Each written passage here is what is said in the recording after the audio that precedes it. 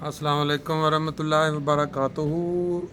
TI college old students organization ਦੇ ਜਿੰਨੇ ਵੀ ਮੈਂਬਰਾਂ ਨੇ ਉਹਨਾਂ ਵਾਸਤੇ ਇੱਕ ਸਪੈਸ਼ਲ ਚੀਜ਼ ਜਿਹੜੀਆਂ ਪੁਰਾਣੀਆਂ ਯਾਦਾਂ ਕਾਲਜ ਦੀਆਂ ਉਹ ਲੈ ਕੇ ਤੇ ਨਾਲ ਇਹ ਰੱਵਾ ਆਪਣਾ ਕੀ ਕਹਿੰਦੇ ਨੇ ਰੇਲਵੇ ਸਟੇਸ਼ਨ ਦੇ ਸਾਹਮਣੇ ਦੇ ਨਜ਼ਾਰੇ ਰਾਤ ਦੀ ਤੇਜ਼ ਬਾਰਿਸ਼ ਦੇ ਬਾਅਦ ਕੀ ਹਾਲਾਤ ਨਜ਼ਰ ਆ ਰਹੇ ਨੇ ਇਹ ਵੀ ਦੇਖ ਲਓ ਤੇ ਉਹਦੇ ਬਾਅਦ ਤੁਹਾਨੂੰ ਮਜ਼ੇਦਾਰ ਗੱਲਾਂ ਪੁਰਾਣੀਆਂ ਯਾਦ ਕਰਾਉਂਦੇ ਹਾਂ।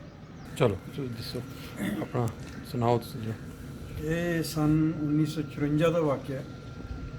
ਮੈਂ ਜ਼ਿਲ੍ਹਾ ਸਰਗੋਧੇ ਚੋਂ ਮੈਟ੍ਰਿਕ ਪਾਸ ਕਰਕੇ ਤੇ ਸਿਆਲਕੋਟ ਜਾ ਰਿਹਾ ਸੀ ਆਪਣੇ ਘਰ। ਸਾਡਾ ਪਿੰਡ ਕਰੀਬ ਸੀ ਸਿਆਲਕੋਟ ਦੇ ਤੇ ਮੇਰਾ ਇਰਾਦਾ ਸੀ ਮਰੇ ਕਾਲਜ ਸਿਆਲਕੋਟ ਦਾਖਲ ਹੋਣ ਦਾ। ਮੈਂ ਇੱਥੋਂ ਬੱਸ 'ਤੇ ਬੈਠਾ ਸ਼ਿਵਾਲੀ ਅੱਡੇ ਤੋਂ ਤੇ ਅਹਿਮਦ ਨਗਰ ਇੱਕ ਸਾਡੇ ਚੱਕ ਦਾ ਨੌਜਵਾਨ ਸੀ, ਮੇਰਾ ਦੋਸਤ ਸੀ, ਮੇਰੇ ਤੋਂ ਸੀਨੀਅਰ ਸੀ। ਉਹ ਮੈਟ੍ਰਿਕ ਕਰਕੇ ਤੇ ਜਾਮਿਆ ਅਹਿਮਦੀਆ ਪੜ੍ਹ ਰਿਹਾ ਸੀ। ਉਦੋਂ ਜਾਮਿਆ ਅਹਿਮਦੀਆ ਅਹਿਮਦ ਨਗਰ ਹੁੰਦਾ ਸੀ। ਉਹ ਮੈਂ ਉੱਥੋਂ 44 ਅੱਡੇ ਤੋਂ ਬੱਸ 'ਤੇ ਬੈਠਾ ਤੇ ਅਹਿਮਦ ਨਗਰ ਉਤਰ ਗਿਆ ਤੇ ਉਹਨੂੰ ਮੈਂ ਜ਼ਰਾ ਮਿਲਦਾ ਜਾਵਾਂ, ਫਿਰ ਪਤਾ ਨਹੀਂ ਮੁਲਾਕਾਤ ਕਦੋਂ ਹੋਵੇ ਜਾਂ ਨਾ ਹੋਵੇ। ਉਹ ਮੈਂ ਰਾਤ ਉਹਦੇ ਕੋਲ ਜਾਮਿਆ ਅਹਿਮਦੀਆ ਠਹਿਰਿਆ ਤੇ ਅਗਲੇ ਦਿਨ ਸੁਬਾਹ ਮੈਂ ਸਿਆਲਕੋਟ ਜਾਣਾ ਸੀ। ਉਹ ਕਹਿਣ ਲੱਗਾ ਕਿ ਕਾਲਜ ਆ ਗਿਆ ਰੋਵੇ ਲਾਹੌਰ ਤੋਂ, ਤੈਨੂੰ ਕਾਲਜ ਨਾ ਦਿਖਾਈਏ। ਮੈਂ ਕਿਹਾ ਠੀਕ ਹੈ ਕਾਲਜ ਦੇਖ ਲੈਂਦੇ ਹਾਂ।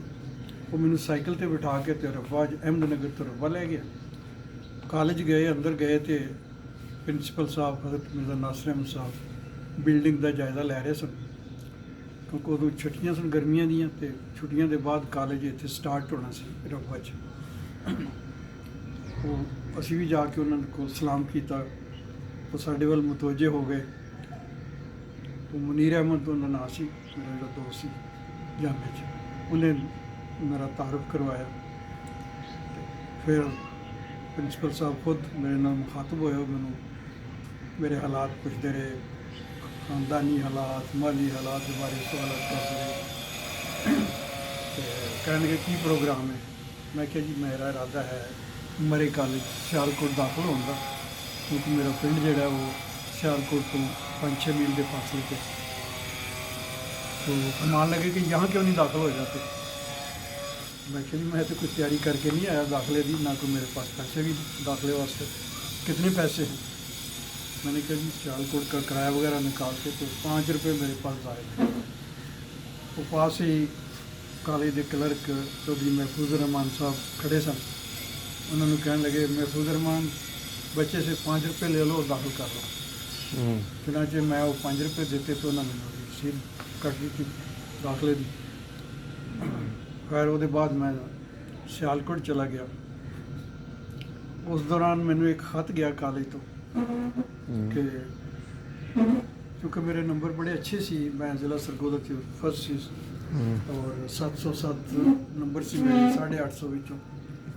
तो ਉਹਦੀ ਵਜ੍ਹਾ ਨਾਲ ਹੀ ਉਹਨਾਂ ਨੇ ਮੈਨੂੰ 5 रुपये ਲੈ ਕੇ ਦਾਖਲ ਕਰ ਲਿਆ। अच्छा अच्छा। वो मैंने खत गया कॉलेज कि सुना है कि तुम गाने गाते रहते हो और पढ़ते पढ़ते नहीं। वो गालबन वो मुनीर ने ਜਿਹੜੇ ਮੇਰੇ ਦੋਸਤ ਨੇ ਨਾਲ ਲੈ ਕੇ ਗਏ ਸੀ ਕਾਲਜ, ਉਹਨੇ ਗਾਲਬਨ ਜਿਹੜੇ ਮੌਲਮ ਸਨ, ਮੁਨੀਰ ਸਾਹਿਬ ਮੌਲਮ ਕਿ ਨਜ਼ਮ ਪੜ੍ਹ ਲੈਂਦਾ ਅੱਛੀ। ਅੱਛਾ ਅੱਛਾ। ਮੈਨੂੰ ਉਹਨਾਂ ਮਜ਼ਾਕ ਨਾਲ ਲਿਖਿਆ ਕਿ ਸੁਣਿਆ ਤੂੰ ਗਾਣੇ ਗਾਉਂਦਾ ਰਹਿਣਾ, ਤੂੰ ਪੜ੍ਹਦਾ ਪੁੜਦਾ ਕੋਈ ਨਹੀਂ। ਮੈਨੂੰ ਬੜੀ ਫਿਕਰ ਲੱਗੀ। ਮੈਂ ਕਿਹਾ ਕਿ ਮੇਰੇ ਬਾਰੇ 'ਚ ਤਸਵਰ ਦਿੱਤਾ है। मैं फिर बड़ा जज्बाती जो खत लिखा कॉलेज में। अच्छा। कि मुझे तो गाना कोई आता ही नहीं है, मैं तो सिर्फ नज़में पढ़ता हूँ, वो भी दुरुस्मी की नज़में को पढ़ लेता हूँ। मेरे किसी दुश्मन ने मेरे खिलाफ कोई साजिश की थी। अच्छा। अच्छा खैर वो खत मेरा पहुँच गया। छुट्टियाँ ख़त्म हुई, मैं कॉलेज हाज़र हो गया। ਅਸੀਂ ਚੰਦ ਲੜਕੇ ਦੋਸਤ ਕਾਲਜ ਤੋਂ ਬਾਹਰ ਗਰਾਊਂਡ ਦੇ ਵਿੱਚ ਸਾਹਮਣੇ ਅੱਛਾ ਲਾਨ ਦੇ ਵਿੱਚ ਖੜੇ ਸੀ ਤੇ ਪ੍ਰਿੰਸੀਪਲ ਸਾਹਿਬ ਬਰਾਮਦੇ ਦੇ ਵਿੱਚ ਜਾ ਰਹੇ ਸੀ। ਉਹਨਾਂ ਦੀ ਨਜ਼ਰ ਪਈ ਮੇਰੇ ਤੇ ਮੈਨੂੰ ਇਸ਼ਾਰਾ ਕੀਤਾ, ਬੁਲਾਇਆ ਆਪਣੀ ਤਰਫ। ਚੁਣਾਂਚੇ ਮੈਂ ਬਾਹਰੋਂ ਅੰਦਰ ਚਲਾ ਗਿਆ। ਉਹ ਲੈ ਕੇ ਤੇ ਆਪਣੇ ਆਫਿਸ ਚਲੇ ਗਏ। ਉਹ ਆਪਣੀ ਕੁਰਸੀ ਤੇ ਬੈਠ ਗਏ ਪ੍ਰਿੰਸੀਪਲ ਚੇਅਰ ਦੇ ਉੱਤੇ ਤੇ ਮੈਂ ਦੂਸਰੀ ਤਰਫ ਮੇਜ਼ ਦੇ ਕੁਰਸੀਆਂ ਲੱਗੀਆਂ ਸਨ। ਮੈਂ ਖੜਾ ਹੋ ਗਿਆ। ਮੈਨੂੰ ਫਰਮਾਨ ਲੱਗੇ ਬੈਠ ਜਾਓ। ਹੁਣ ਅਸੀਂ ਦਿਹਾਤੀ ਤਾਲਬ ਇਲਮ ਜਿਹੜੇ ਨੇ ਉਹ ਤਾਂ ਉਸਤਾਦ ਦਾ ਇੰਨਾ ਇਹਤਰਾਮ ਕਰਦੇ ਨੇ ਕਿ ਉਹਦੇ ਸਾਹਮਣੇ ਬੈਠਣਾ ਜਿਹੜਾ ਉਹ ਤਸੱਵਰ ਵੀ ਨਹੀਂ ਕਰ ਸਕਦੇ। मैं खड़ा रहा, दूसरी बार फिर के बैठ जाओ। अच्छा मैं फिर भी झकता नहीं बैठा। अच्छा तीसरी दफ़ा फिर उन्होंने कहा नहीं नहीं डरो नहीं बैठ जाओ। अच्छा फिर मैं बैठ गया। हम्म फिर मेरे खानदानी हालात दोबारा पुछनी शुरू, एक दफ़ा पहले उदों पुछे सी हम्म ते हुण फिर दोबारा तफसील नाल ज़रा पुछे, हम्म पुछ पछ के ते चंद मिनट में मेरा इंटरव्यू हो जाए लैके हम्म फिर कहने अच्छा जाए आपकी क्लास शुरू हो गई। अच्छा मैं क्लास में चला गया।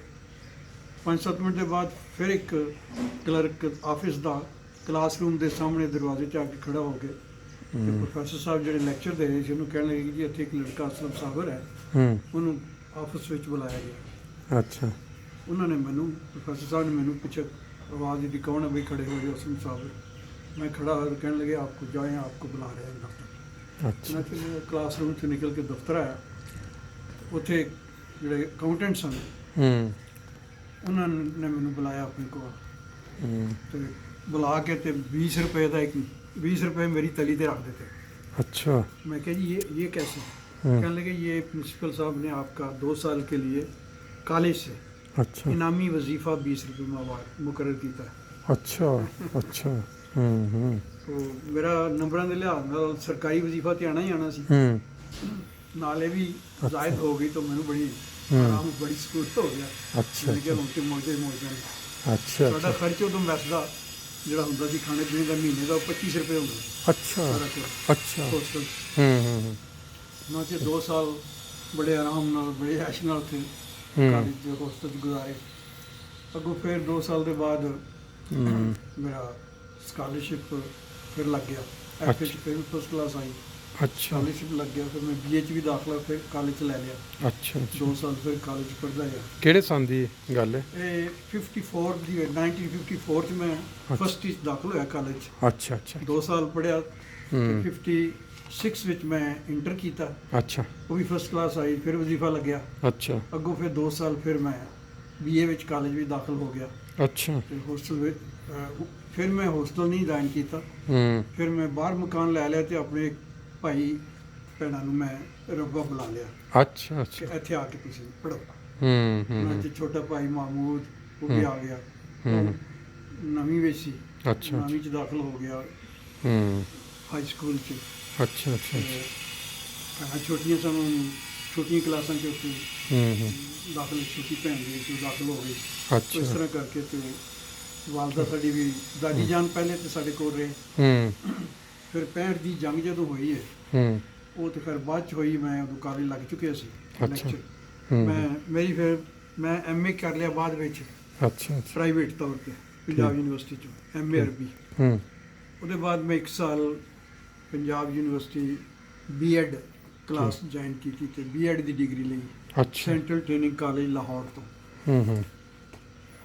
ਉਹਦੇ ਬਾਅਦ ਮੇਰੀ ਡਿਗਰੀ ਲੈਣ ਦੇ ਬਾਅਦ ਮੇਰੀ ਅਪਾਇੰਟਮੈਂਟ ਕਾਲਜ ਵਿੱਚ ਹੀ ਹੋ ਗਈ ਅੱਛਾ। ਐਜ਼ ਲੈਕਚਰਰ ਅਰਬੀ ਇਹ ਕਿਹੜੇ ਸੰਨ ਦੇ ਵਿੱਚ 62 ਵਿੱਚ। 62 ਵਿੱਚ ਅੱਛਾ ਅੱਛਾ 62 ਤੋਂ ਤੁਸੀਂ ਫਿਰ ਤੁਸੀਂ ਅਰਬੀ ਹੀ ਪੜ੍ਹਾਈ ਫਿਰ? ਫਿਰ 62 ਤੋਂ ਲੈ ਕੇ ਤੇ 96 ਤੱਕ 34 ਸਾਲ ਕਾਲਜ ਵਿੱਚ ਮੈਂ ਅੱਛਾ ਐਮਏ ਕਲਾਸਿਸ ਦੀ ਅੱਛਾ ਅਰਬੀ ਪੜ੍ਹਾਈ। ਕਿਉਂਕਿ 63 ਵਿੱਚ ਸਾਡੀਆਂ ਅਰਬੀ ਕਲਾਸ ਦੀ ਐਮਏ ਕਲਾਸਿਸ ਦੀ ਇਜਾਜ਼ਤ ਯੂਨੀਵਰਸਿਟੀ ਨੇ ਦੇ ਦਿੱਤੀ ਸੀ ਅੱਛਾ ਜਾਰੀ ਕਰਨ ਦੀ। ਠੀਕ ਹੈ ਉਹਨਾਂ 'ਚ ਐਮਏ ਕਲਾਸਿਸ ਸ਼ੁਰੂ ਹੋ ਗਈਆਂ ਤਾਂ ਫਿਰ ਨਾਲ ਹੀ ਅਸੀਂ ਅਰਬੀ ਸਟਾਫ ਜਿਹੜਾ ਸੀ ਸਾਰੇ ਉਹ ਐਮਏ ਅਰਬੀ ਕਲਾਸਿਸ ਨੂੰ ਪੜ੍ਹਾਉਂਦੇ ਸੀ। ਠੀਕ ਹੈ ਤੇ ਇਹ ਫਿਰ 34 ਸਾਲ ਕਾਲਜ 'ਚ ਮੈਂ ਪੜ੍ਹਾਇਆ। ਠੀਕ ਹੈ